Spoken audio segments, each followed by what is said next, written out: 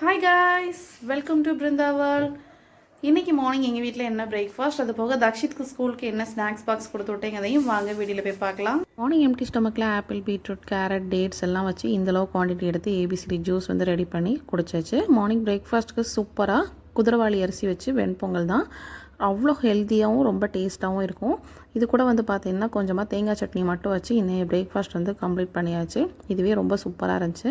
தக்ஷித்க்கு snacks பாக்ஸ்க்கு வந்து பார்த்திங்க அப்படின்னா கொஞ்சமாக கிரேப்ஸ் கொடுத்துட்டேன்.